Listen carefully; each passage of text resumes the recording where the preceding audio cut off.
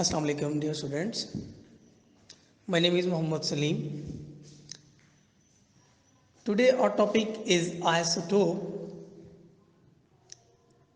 from science book chapter 2 chemistry. Students, isotope की definition है isotopes are the atoms of the elements having same atomic numbers but having different mass numbers are called isotopes. कि वो elements हैं जिनमें atomic number same होता है और mass number different होता है।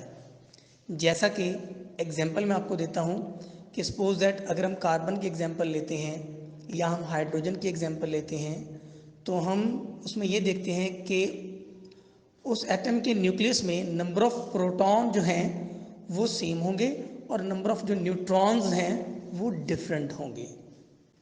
तो ये थी डेफिनेशन आइसोटोप्स की। अब हम इसकी टाइप्स को थोड़ा सा स्टडी करते हैं। डियर स्टूडेंट्स, आइसोटोप्स की टू टाइप्स होती हैं इसकी। Number 1 non radio isotopes and number 2 radio isotopes. One by one हम इनको डिफाइन करते हैं। Non radio isotopes definition, they don't emit radio active radiations. Non radio isotopes वो होते हैं जिनमें से रेडियो एक्टिव रेडिएशन जो है वो इमिट नहीं हो सकती, जिसमें एग्जाम्पल है उसकी fluorine, iodine and aluminium. Second type radio isotopes.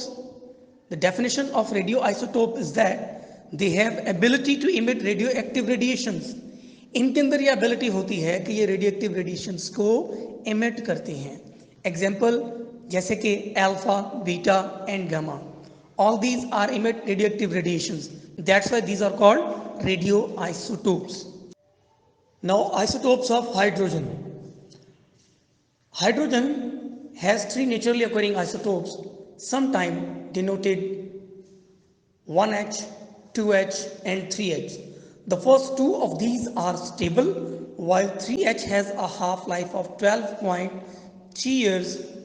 Main isotopes of hydrogens: 1H, that is protium, 99.98% stable. Second is deuterium, 2H, 0.02% stable. And the third one is tritium, that is trace, 12.32 years. Isotopes of hydrogen में जो protium होता है उसके nucleus के अंदर एक ही proton होता है, जबकि ड्यूटेरियम में एक प्रोटॉन और एक न्यूट्रॉन होता है एंड ट्रिटियम के अंदर एक प्रोटॉन और दो न्यूट्रॉन्स होते हैं। Students, now we are going to discuss isotopes of carbon, in which carbon 12 and carbon 13 are stable. The longest lived radioisotopes is C14, which has a half-life of 5700 years. This is also the only carbon radioisotopes found in nature. Trace quantities are formed cosmogenically by the reactions. Isotopes of carbon में students जो important carbon का isotopes है वो C14 है, जिसे हम sometime carbon dating कहते हैं। The definition of the carbon dating, the isotope C14 are present in fossils. On the basis of this, C14 is used to estimate age of fossils. This is carbon dating. Half-life of the isotope is 5730 years. तो ये students carbon dating जो है ये fossils की as estimation के लिए use होता है। आज का जो हमारा टॉपिक आइसोटोप्स और उसकी टाइप्स का था वो कंप्लीट हुआ। Stay safe, stay blessed, thank you very much.